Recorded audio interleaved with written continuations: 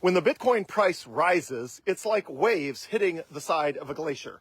Every so often, they knock off a piece of ice that falls down, which is like knocking long-term Bitcoin supply from a Bitcoin OG, and that Bitcoin supply has to be absorbed then by the marketplace.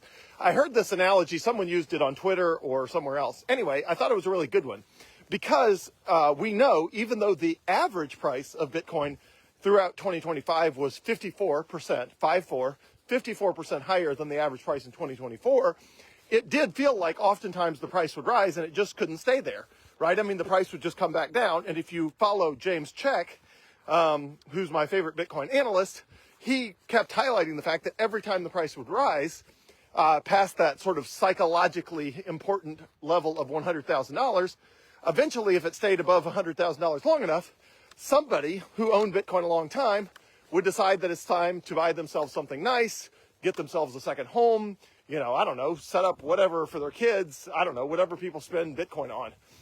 So in my case, after Bitcoin passed $100,000, I decided at some point I'm going to buy a whole house generator for my house because I was sick of the power constantly going out.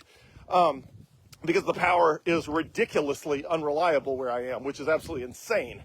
Obviously, it has to do with the fact that the power company has a government monopoly on the generation of power, and therefore, there's nothing you can do. There's no recourse. I can't switch providers like you can in Texas to a different power provider that's more reliable. Anyway, Mississippi has a monopoly system for power, so whoever wins the contract and runs the power system for your area of Mississippi, you're stuck with them. No matter how bad their service is, there's nothing you can do about it. So anyway, I wanted a generator. So again, at some point, I was going to sell $20,000 of Bitcoin to buy myself a generator. And I decided, after, the price had stayed above $100,000 long enough, that it was finally time. And I did some videos on that. But think about that. If the price had gone above $100,000 one time, meaning the wave hit the side of the glacier one time, that for me was not enough to say I can afford a whole house generator.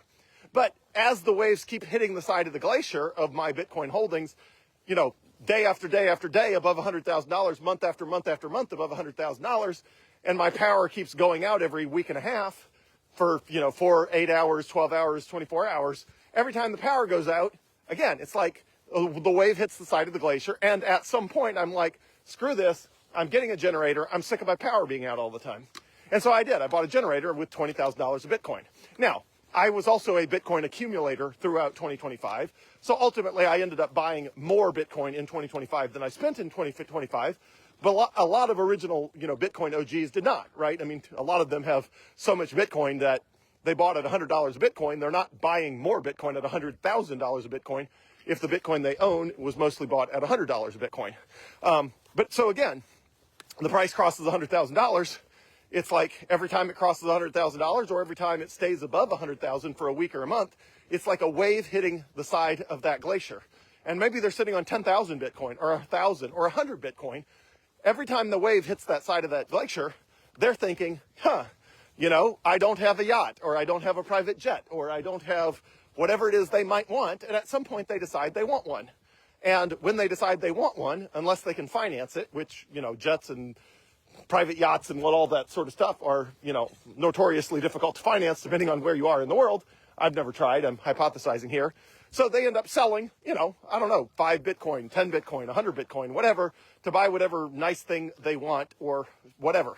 So again, when the waves hit that side of the ice, the glacier enough, it knocks off 100 Bitcoin. It knocks off 1 Bitcoin. It knocks off, in my case, between 1/5 and 1/6 of a Bitcoin. Ultimately, I bought the generator when Bitcoin was 120,000 a coin, so it cost 1/6 of 1 Bitcoin to buy that generator. But again, I didn't do it immediately. So if you're wondering, we've talked before in other videos about how $100,000 was a psychological level for a lot of people that had held Bitcoin since, $100 or $1,000 or even $10,000. And up there at 100,000, a lot of people just thought, that's a big number. That's a big number, and it's a big number that justifies buying themselves something nice or improving the lives of themselves and their family in some way. And so, but it's not like when it hit $100,000, everybody did something all at the same time. Just like the very first wave that hits the side of a glacier doesn't immediately knock a big piece of it off. So that's what the story of a lot of 2025 was. Even though the average price in 2025 was up 54% compared to the average price in 2024, which made it a great year by that measure, which is, in my opinion, the most accurate measure of what it was like to buy or sell Bitcoin in 2024 or 2025, was the average price throughout the year, not the beginning or the end price.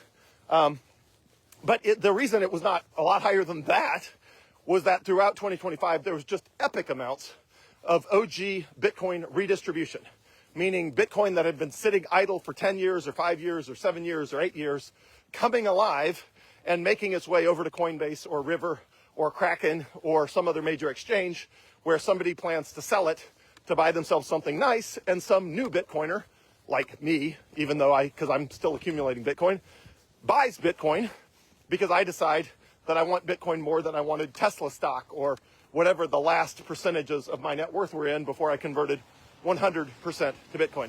So understanding the waves crashing against the side of a glacier or waves crashing against the side of a iceberg is a helpful framework to understand what happens in Bitcoin land when it has trouble clearing a major hurdle.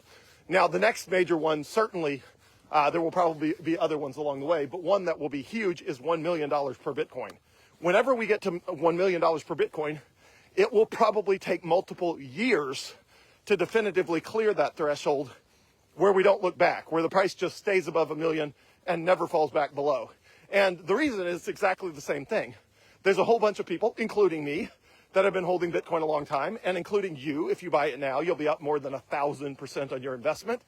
And after 1,000% return on your investment, 10 times your money, when it crosses $1 million per coin and everybody's talking about it and, everyone owns Bitcoin and it's the monetary system of the world and all that, which is probably going to be a lot higher than $1 million per coin before it's the monetary system of the world. But let's assume it's just well developed and almost everybody has them at that point, and everybody understands it.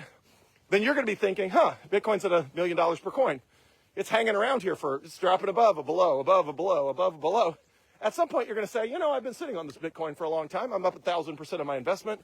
I might buy myself something nice. So even you, eventually, the waves crashing against the side of your iceberg of Bitcoin stash or crashing against the side of your glacier of Bitcoin stash, the waves crashing against your Bitcoin stash up at $1 million per coin or 500,000 or 250 or whatever that is, will eventually break some of yours loose.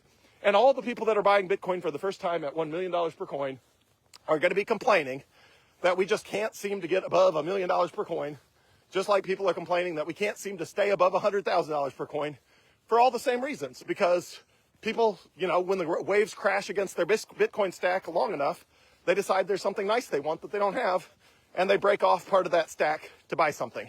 Same thing has happened in 2025. Same thing will be true in the future at $1 million per coin. And the exact same thing happened at $10,000 per coin, which I lived through myself after 2017, in 2018, 2019, and even part of 2020. It took a long time to definitively clear $10,000 for the same reason. A lot of Bitcoin was getting broken off those glaciers or those icebergs of Bitcoin held by OGs, because $10,000 back then was just a really big number. Obviously now it looks small, but at the time it looked really big, especially if you bought Bitcoin for $1 or 10 or 100 or whatever, or even 1,000. 10,000 is a big number. So hope that analogy of an iceberg or a glacier with waves crashing against it helps understand some of the price performance in 2025. But the bigger story is the average price in 2025 was up 54% compared to 2024. So, which made it a great year. Everything was 33% off if you were smart enough to buy Bitcoin before and spend it in 2025 and accumulate now for the future so you can do it all over again.